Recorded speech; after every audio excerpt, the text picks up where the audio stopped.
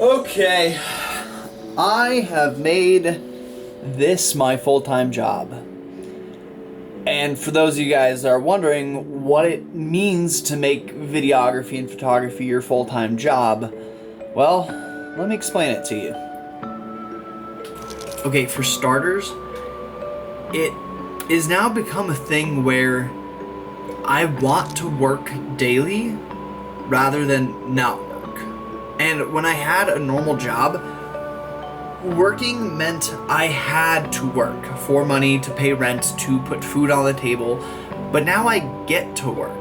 It's a huge mental shift because now it's more of a thing where it's a blessing to work. I'm so blessed to have this opportunity, and my mentality towards work changed to where I want to work more than I have to work. But it hardly even feels like a job.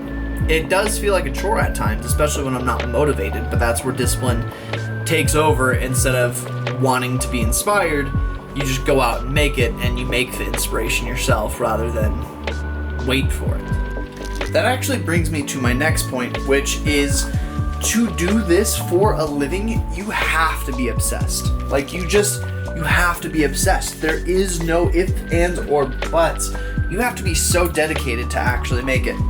When it comes to doing photography and videography, you genuinely have to be obsessed. And that's with every single business that you own or run. You have to be a madman. You have to be absolutely crazy for the thing that you want to do. Otherwise, there's a chance that you won't have the discipline to get it done. I will say the most tedious part of doing this for a living is communicating with people. Now, you can't have a business without people, so people just have to be a part of every single business, unless you're doing like Bitcoin mining or something. But when it comes to running a business, you deal with people, which brings me to the most tedious task of them all, which is emailing. I email probably 10 to 15 times a day. And that's just from random inquiries, or my clients have questions, or anything else like that revolves around me providing a service. And don't get me wrong, I love everyone that I work with. It's just when you're eating dinner and emails just keep coming, you have to cut it off at some point. But it's part of this job.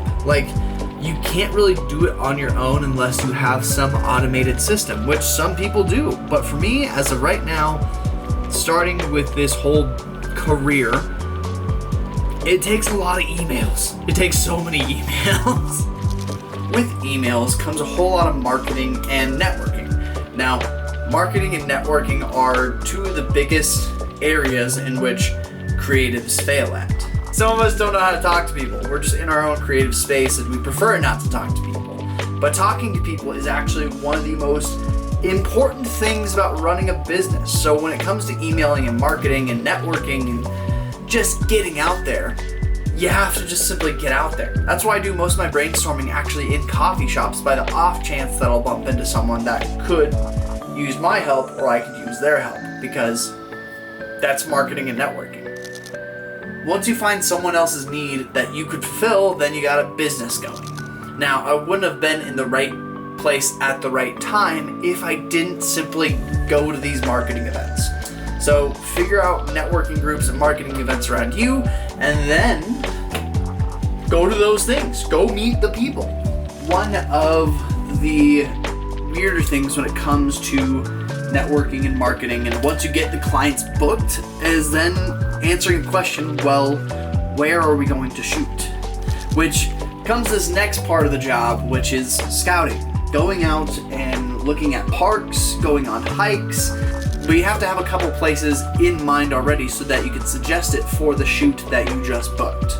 Now, in my opinion, I would find a place with trees, a place with water, a park, an urban area, and if you can find somewhere indoors to shoot with permission, that's even better. The jobs that I've had before this one were very physically demanding. I was on my feet all day, but now there will be a couple days on end where I'm literally just stuck in this office and I'm doing nothing. So if you're not doing anything, if you're not getting any exercise in, and you're just sitting around editing or filming YouTube videos, you're not going to be on your feet all day. Which then begs the question, well, your body's going to degrade. It just will. You need exercise in life. You just do. There's no easy way around it. Exercise is needed. Physical movement is needed. So with having a job where I get to be creative in this little office space, and then I get to go out maybe once or twice a week to go shoot something, I have to make sure that I'm in tip-top shape and healthy. And when it comes to being healthy, I have to eat the right foods, and I'm sure you've already seen it. I have a pull-up bar now, and the rule is if I leave this room, I have to do 5 pull-ups vertically, and if I enter the room, I have to do 10 pull-ups like wide angle. And it's because exercise is so freaking important, it's not even funny. The last thing that you have to do as a person that wants to do this as a job is it takes a lot of brain power. You have to brainstorm a lot. And to prove it to you, this right here is my idea book.